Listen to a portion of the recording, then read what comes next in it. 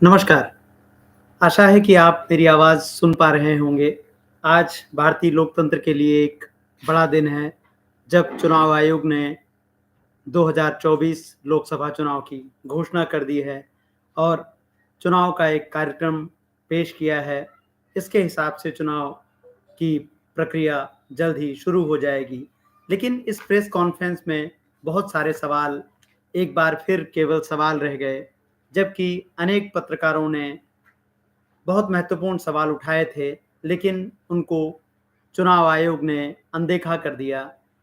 एक तरह से फिर साबित हुआ कि कैसे सरकार सवालों को टालने का काम करती है, उसकी रुचि सवालों में बिल्कुल भी नहीं है और इसीलिए हम लगातार इसे तानाशाही कह रहे हैं और इस ओर संकेत करने की कोशिश कर रहे हैं, बताने की कोशिश कर रहे हैं कि कैसे सरकार लोकतंत्र को दरकिनार करने की कोशिश कर रही है, उसकी न चेष्टाओं से घिरी हुई नज़र आ रही है। अब सबसे पहले बात ये है कि ये जो प्रेस कॉन्फ्रेंस हुई, इसमें कुछ बड़ी गलतियाँ हुईं। हमें आशा थी कि इस पर चुनाव आयुक्त की तरफ से कोई बाद में सफाई दी जाएगी या गलतियों पर खेद जताया जाएगा, लेकिन दुर्भाग्य से ऐसा नहीं हुआ। सबसे पहले हम बात करते हैं कि चुनाव आयुक्त जब बात कर रहे थे मीडिया से और उस वक़्त उनको बड़ी संख्या में देश भर में मीडिया, नागरिक और लोकतंत्र की प्रक्रियाओं से जुड़े हुए लोग देख सुन रहे थे, तो किन गलतियों से चुनाव आयुक्त बच सकते थे? क्योंकि चुनाव लोकतंत्र की एक महत्वपूर्ण कड़ी है, इसलिए इसकी घोषणा में हम चुनाव आयुक्त को अधिक सतर्क देखना चाहते हैं, तर्कसंगत देखना चाहते हैं और तथ्यात्मक देखना चाहते हैं। लेकिन इसकी जगह चुनाव आयुक्त जो पहले से ही आलोचनाओं में घिरे हुए हैं, चुनाव आयोग जो पहले से ही आलोचना में घिरा हुआ है, वो शायराना नज़र आया, मज़ाकिया नज़र आया, सवालों को डक करता हुआ नज़र आया, उनको छोड़ता हुआ नज़र आया और कुछ हद तक हम देखें कि उनका रवैया बहुत ही लापरवाही भरा था।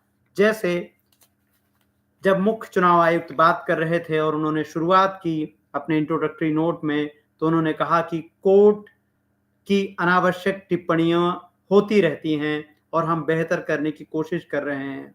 ध्यान दीजिए, वो कह रहे हैं कि कोर्ट की अनावश्यक टिप्पणियाँ कम हुई हैं।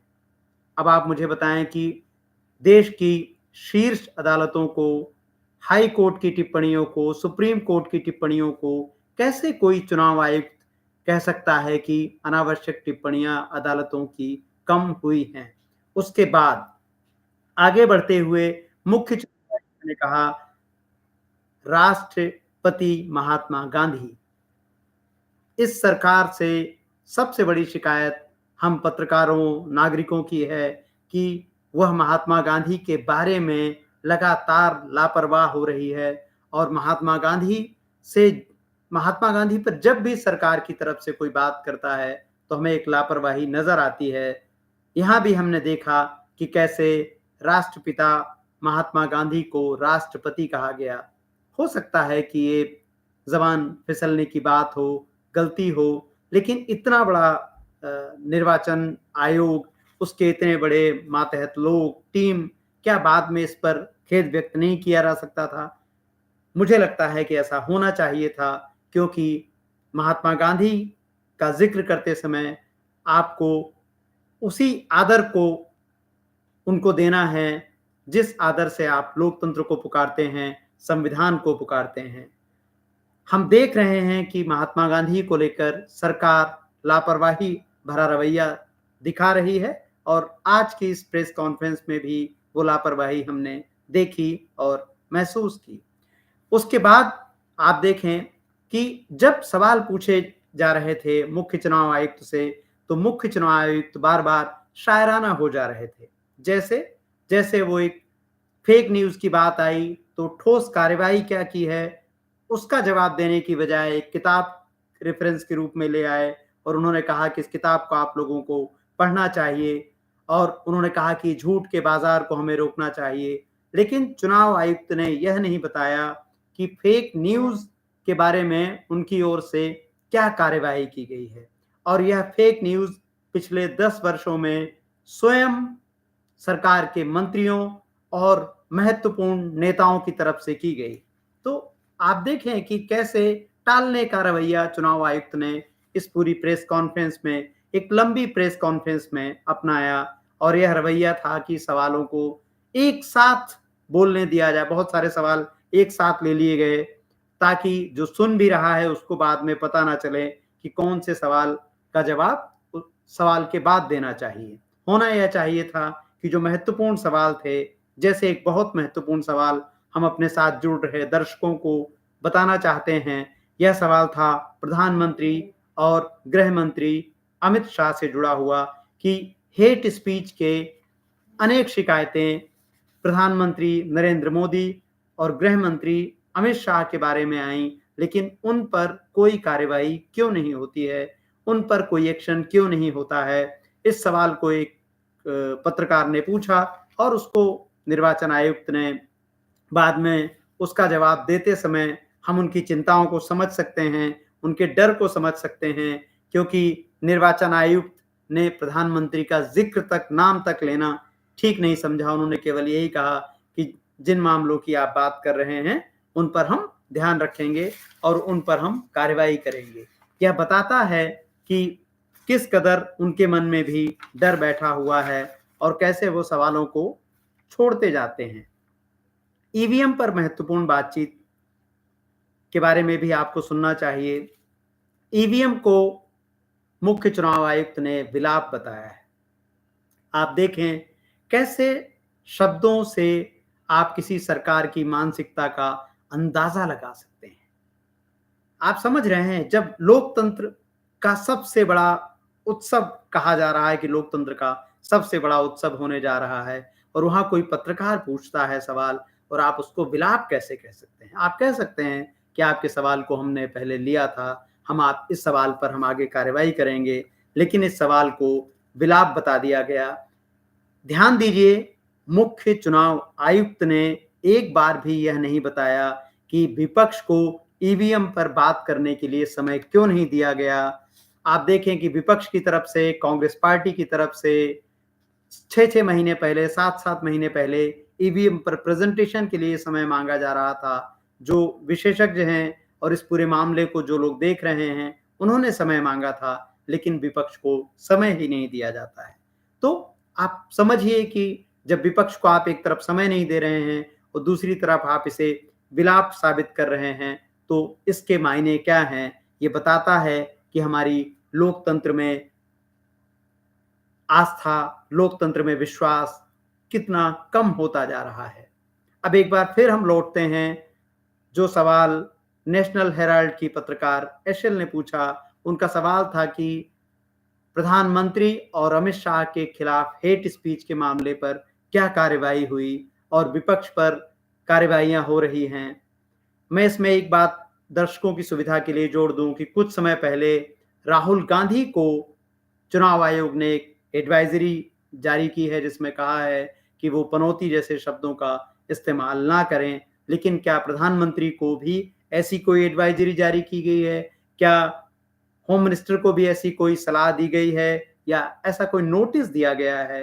इसके बारे में अब तक कोई जानकारी नहीं दी गई है और इस प्रेस कॉन्फ्रेंस में भी चुनाव आयुक्त का रवैया बिल्कुल टाला-मटोली वाला था। उनका जोर उन सूचनाओं पर ज़्यादा था जो सूचनाएं सार्वजनिक रूप से वेबसाइट पर मौजूद हैं और जिनको आप देख सकते हैं, समझ सकते हैं। तो चुनाव आयुक्त की भूमिका होनी चाहिए थी कि वो उन सवालों पर बात करें जिन सवालों को लेकर पूरे देश भर में चिंता है। जैसे मणिपुर का जब सवाल आया तो वो फिर एक बार चुप हो गए, फिर एक बार उस सवाल को गायब कर गए। एक और महत्वपूर्ण सवाल आया कि जम्मू कश्मीर में चुनाव क्यों नहीं हो रहे हैं, जबकि जम्मू कश्मीर में शीघ्र चुनाव का सरकार ने वायदा किया था।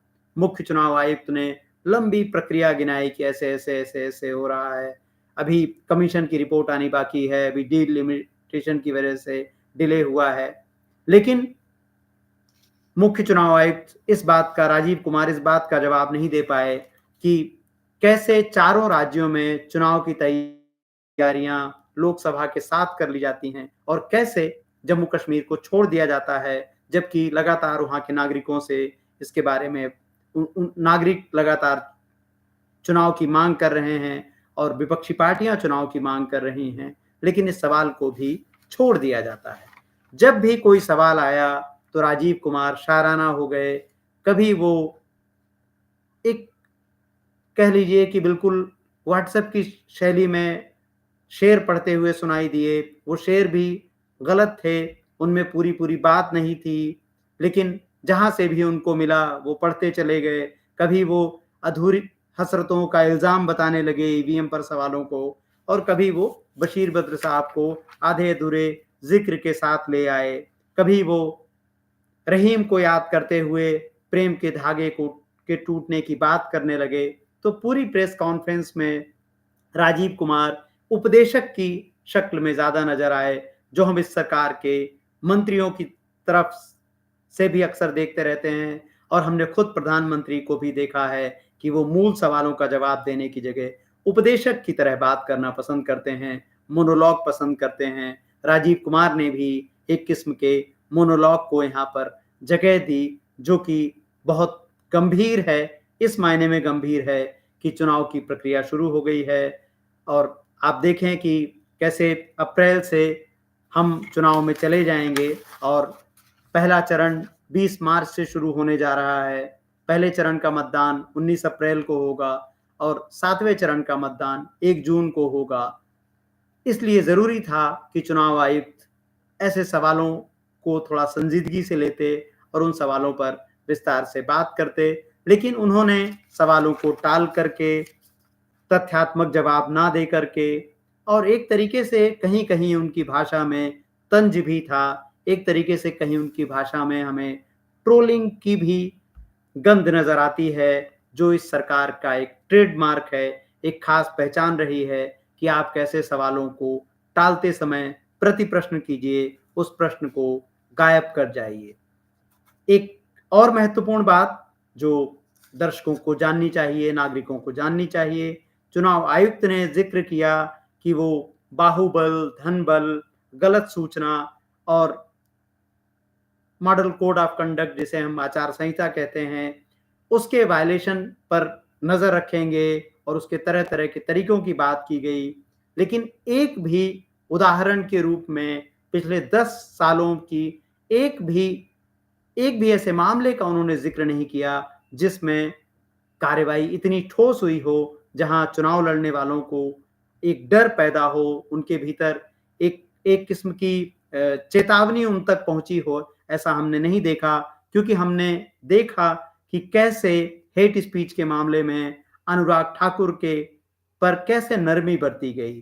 खुद प्रधानमंत्री और अमित शाह के बयान भी हेट स्पीच से जुड़ी हुई शिकायतें उन पर की गईं, लेकिन ना तो मीडिया उन पर कुछ बोला और ना ही चुनाव आयुक्त या चुनाव आयोग कभी उस पर कोई टिप्पणी करता हुआ नजर आया।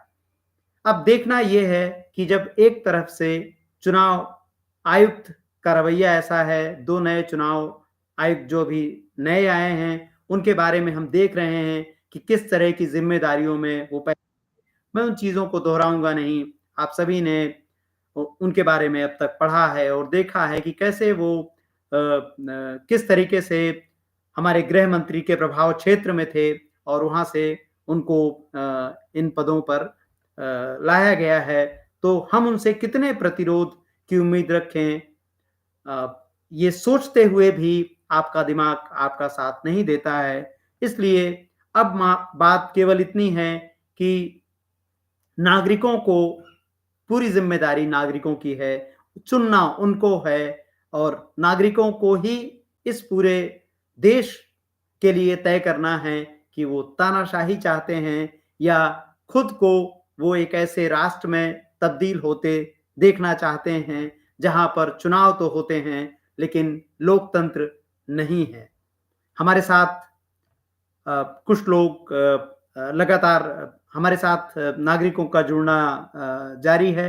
हम यहाँ से देख रहे हैं कि हमारे साथ मुक्ति प्रसाद हैं, हमारे साथ नंद कुमार हैं, अजय सिंह हैं और भी लोग जुड़ रहे हैं जिनको मैं देख पा रहा हूँ।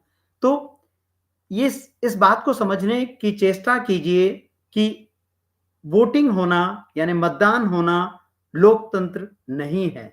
लोकतंत्र तो कहने के लिए रूस में भी है।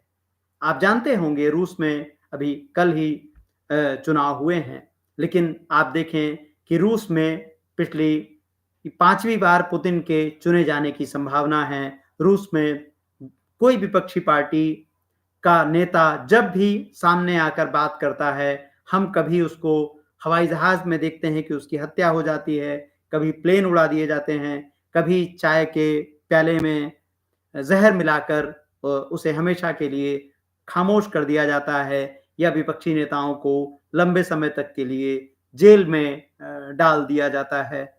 तो आप ये समझना ज़रूरी है कि लोकतंत्र क्या है और चुनाव क्या है।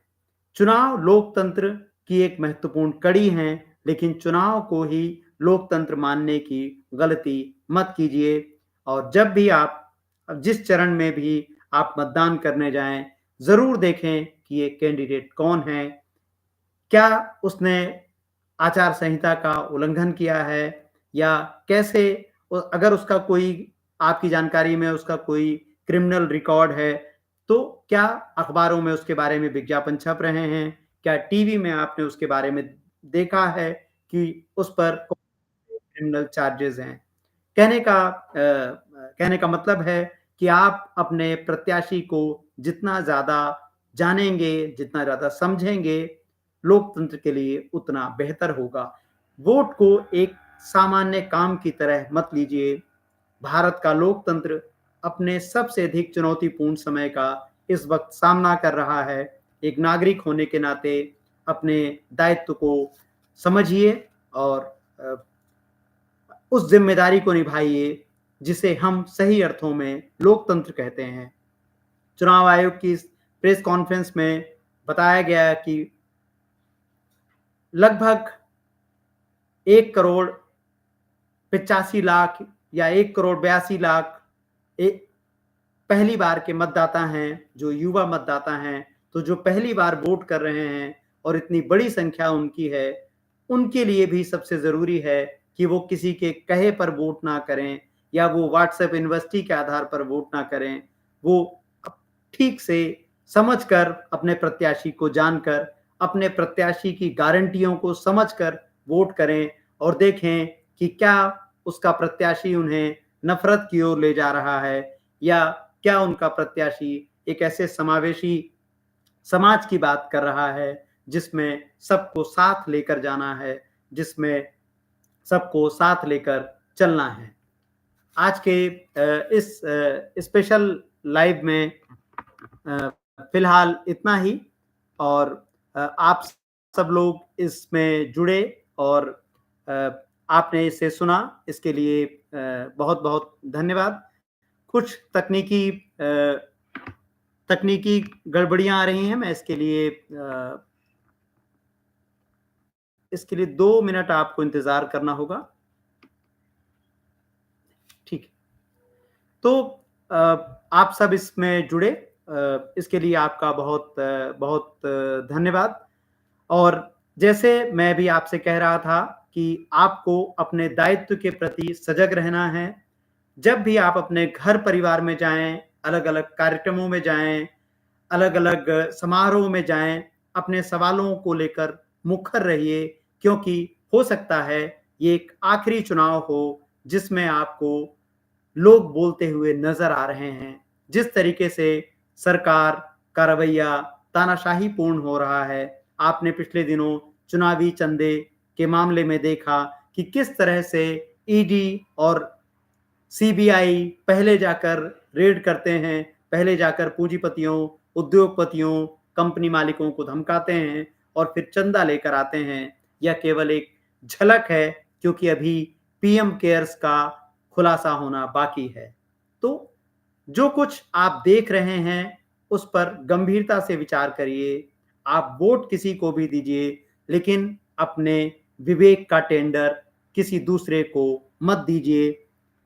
और सबसे महत्वपूर्ण बात, बहुत मुश्किलों से आज़ादी की लंबी लड़ाई से हम नागरिक बने हैं। हम प्रजा थे, हम प्रजा से नागरिक बने हैं। हमको एक बार फिर प्रजा बनाने की कोशिश राजा कर रहा है। राजा को इस कोशिश में नाकाम करना है ताकि लोकतंत्र बचा रहे। नमस्कार।